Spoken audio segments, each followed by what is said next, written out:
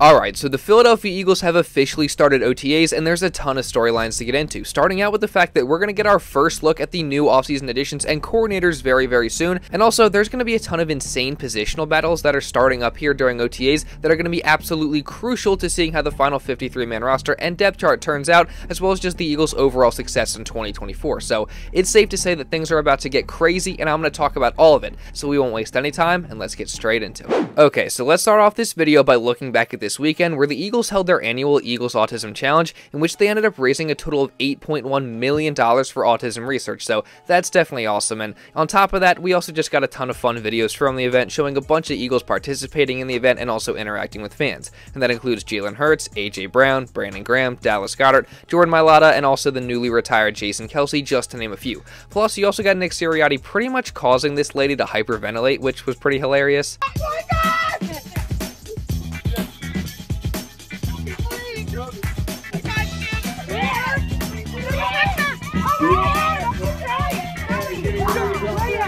I mean, you can tell she's definitely a dedicated Sirianni fan based on that reaction, and also just that t-shirt, like, it's pretty obvious, and just overall, it was really cool to see Coach make her day like that. But even with all that, the thing that caught the eye of most Eagles fans was defensive tackle Jordan Davis, as in this clip from the Autism Challenge, JD looks like he's in the best shape of his entire career. I mean, he looks to be much slimmed down and in far better shape than last year, where there were rumors that he was getting fined for being overweight. And overall, this is great news, because we all know that Davis has the potential to be really, really good and bring the Eagles defense, especially the run defense, to the next level. I mean, we saw it early last season. The run defense was at the top of the league for a little over half the year, and Jordan Davis was at the center of it. And he definitely had some games early on in the year that were really, really good, and he made a clear impact. But also, as we know, he ended up falling off towards the end of the season, and he did end up taking full accountability for that, as he said that he just has to find consistency and not fall off like he did. But it was still just really disappointing to see that after the strong start that he had early in the year. But just based on what he looks like in this clip, it seems like he's taken action and done whatever he can and make sure that he doesn't fall off ever again. And even though this is probably a huge overreaction to just some random clip during the dead of the offseason,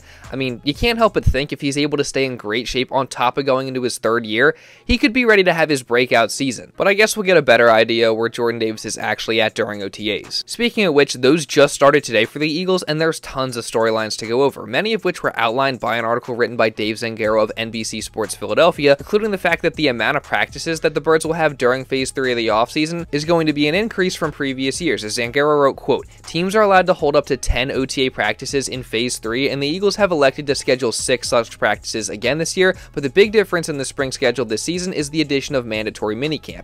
And of course, the addition of this minicamp was actually reported a few months ago, and it'll be the first one under Nick Sirianni, as Sirianni has of course been notorious for lighter practice schedules, hence no minicamp at the first 3 years of his tenure. But after the collapse of last year and also just having new coordinators again, it seems like Sirianni is opting to change his strategy with the offseason practices, and perhaps defensive coordinator Vic Fangio actually played a role in this too, as during his first Eagles press conference, he said that he's been pushing for more practices since he got here. Well, you got to make do with what you got, but I keep pushing for more.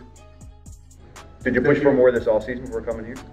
I'll let Nick answer that for you. So hopefully the extra offseason practices help the Eagles to get even more prepared and specifically help the players get more comfortable with the new schemes of the new coordinators. Speaking of which, the 2 new coordinators are going to be another one of those storylines as we enter OTAs, as Zangaro pointed out that while we won't get a full sense of what the offense or defensive schemes will look like during OTAs, we might start to get some hints during these practices. So that's definitely going to be something to watch. And then on top of this, another one of the storylines is going to be the new additions, as for the first time, we'll actually get to see the new free agent additions in actual Eagles practice jerseys. And that includes guys like Bryce Huff, who the Eagles are going to be heavily relying on this season, Devin White, who's looking to get back to his all-pro form at linebacker in his first season with the Birds. Also, you got CJ Gardner-Johnson, who's returning to the Eagles, this time wearing the number 8. And then, of course, probably the most exciting addition, Saquon Barkley, who I'm sure is going to get a ton of attention during these OTA practices, and you better believe that I'm going to talk a ton about him. So make sure you guys subscribe and also turn on notifications so you don't miss any of that or just any Eagles coverage during OTAs and moving forward after that. But then on top of all that, and just to touch on a topic that's not in Zangaro's article, there's also plenty of guys that have been on the Eagles in past years that are going to be exciting to keep your eye on. I mean, one is a guy who we talked about earlier in this video in Jordan Davis,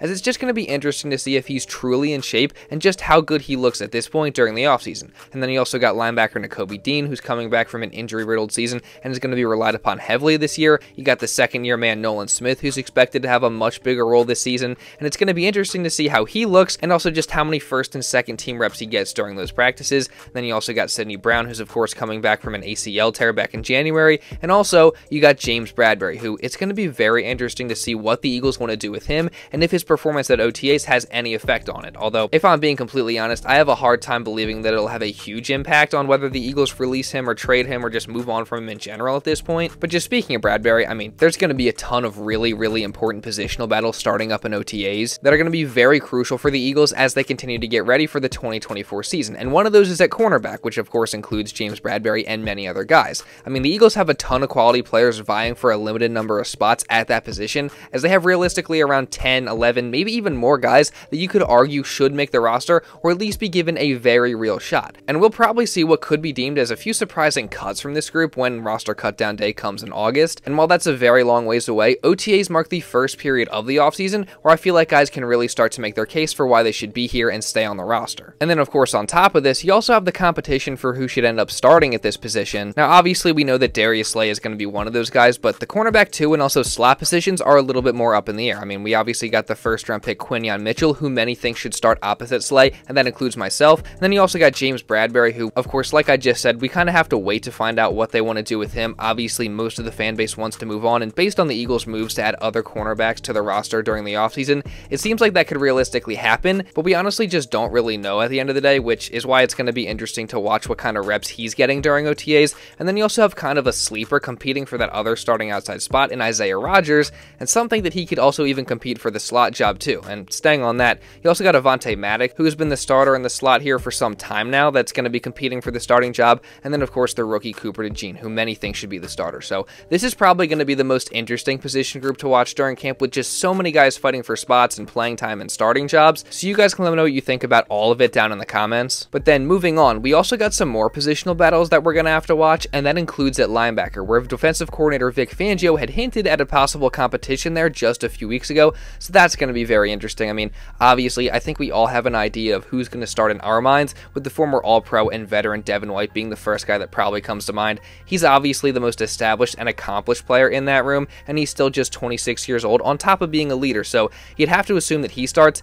And then you also have Nakobe Dean, who the Eagles organization clearly believes in and wants to see grow into a very good player. But then on top of that, you still have other guys like Zach Bond, who Vic Fangio brought up in his press conference, and also Jeremiah Trotter Jr., just to name a few. But then moving on, you also have a battle for the starting right guard job. And while the second-year man Tyler Steen is definitely the clear favorite, with his locker being among the starting linemen, maybe somebody like the 5th-round pick Trevor Keegan could have an outside shot at the job if he performs well during OTAs and training camp and Steen does not perform. And then you finally get to the battle for the wide receiver 3 position, and that's one where there's a ton of guys competing as well and is more up in the air, like the cornerback battle. Now originally I had listed DeVante Parker in this video as someone that could win the wide receiver 3 job, but in the middle of me editing, he decided to just retire. So Parker probably didn't have much left in the tank anyway, and the Eagles definitely still have plenty of other options, including the speedy Parris Campbell, who has experience with Nick Sirianni, and I think might be my personal second favorite option to win the job. You also got the 6'6" freak 6th-round pick Johnny Wilson, and then my personal favorite, the versatile and all-around solid 5th-round rookie Ainias Smith. So it's going to be interesting to see what kind of reps all these guys get. I mean, my guess is that it's going to rotate a lot, especially early on in OTAs, but I guess we'll see when the practices get open to the media. And while the media did not have access today,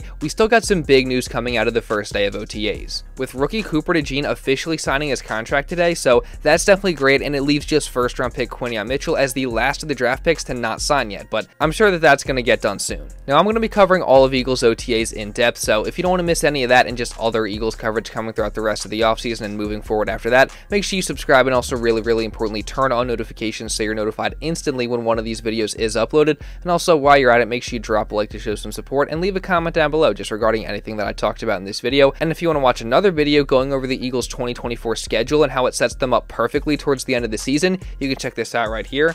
And now with all that being said, that's pretty much all I got for this one, guys. So thank you all so much for watching, and I'll see you in the next video.